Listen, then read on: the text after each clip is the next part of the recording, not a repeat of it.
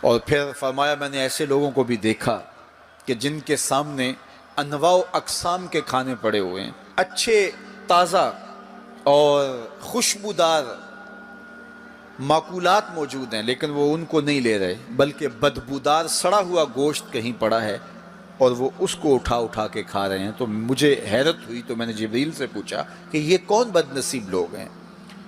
کہ ان کے سامنے بھنا ہوا تازہ گوشت موجود ہے، خوشبودار گوشت موجود ہے، لیکن یہ اس بدبودار اور متعفن میں ہاتھ مار رہے ہیں۔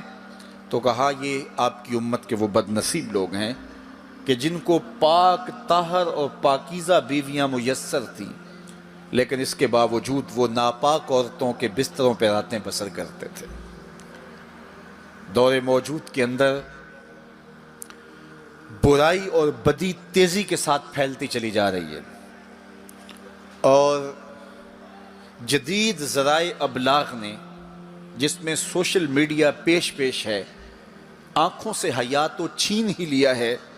خیالوں کی پاکیزگی تو چھین ہی لی ہے، عصمت کے جوہر پر اتنی تیزی سے یہ آلات حملہ آور ہیں کہ اپنی نئی نسلوں کو بچانا اور ان کی حفاظت کرنا بہت ضروری ہو گیا ہے۔ میری اور آپ کی ذمہ داری ہے کہ ہم اپنی اولادوں پر گہری نظر رکھیں اور ان کی حفاظت کریں، چونکہ اگر عصمت کا جوہر محفوظ نہ رہا تو پھر پلے کچھ بھی نہیں رہا، اگر آبرو سلامت نہیں رہی تو پھر پلے کچھ بھی نہیں رہا۔ قیامت کے دن ان لوگوں کو اس صورت کے اندر لایا جائے گا کہ وہ یہ غلیظ کھانے کھا رہے ہوں گے، اور ذلت اور رسوائی کی وہ زندگی ان کو سہنا پڑے گی، اور اللہ کے قہر و غضب کا شکار ہونا پڑے گا۔ اپنی خلوت کو اور اپنی جلوت کو پاکیزہ رکھنے کی کوشش کرو، اور اللہ کی رضا اپنا مقصود زندگی بنا لو۔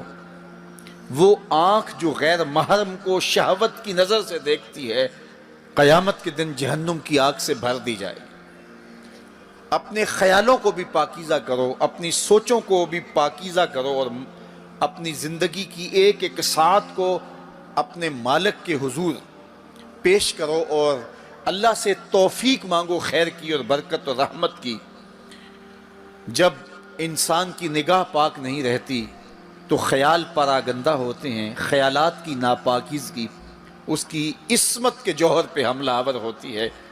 اور شیطان کے لیے یہ بڑی خوشی کی بات ہے کہ کوئی نوجوان اپنی عصمت اور اپنی آبرو کو داؤ پہ لگا دے۔ تو دور موجود کے اندر یہ فتنہ تیزی کے ساتھ بڑھتا چلا جا رہا ہے، اس میں ہماری معاشرت کی ناہمواریاں اور جدید ذرائع ابلاغ اور قرب قیامت کی وجہ سے فتنوں کا آسمان سے بارش کی طرح برسنا ہے، لیکن جو اپنے آپ کو بچا لے وہی سرخرو ہوگا، جو نہیں بچا پائے گا وہ اپنی دنیا اور آخرت برباد کر لے گا۔ اپنے خیالات کو قابو میں کریں، اپنی نماز میں یکسو ہو جائیں، پڑے سجدے میں ہوں اور کھڑے دکان پہ ہوں تو پھر سجدہ سرور بخش نہیں ہوگا، پھر قیام لذت آفری نہیں ہوگا۔ تو اپنی نماز کو اس قدر یکسو کر لو کہ جب تم سجدے میں ہو، قیام میں ہو، رکوع میں ہو، تو سجدے، قیام اور رکوع کی لذت تمہیں حاصل ہو رہی ہو، تو پھر معراج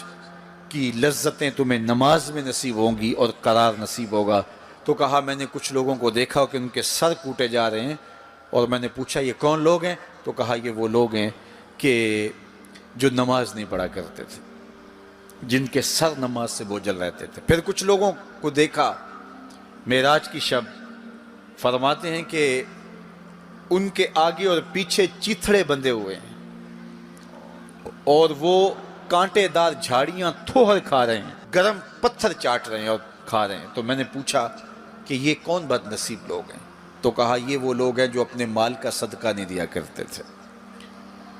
مال کی زکوٰۃ نہ ادا کرنے والے سخت عذاب میں مبتلا ہوں گے اور اللہ کے قہر و غضب کا شکار ہوں گے۔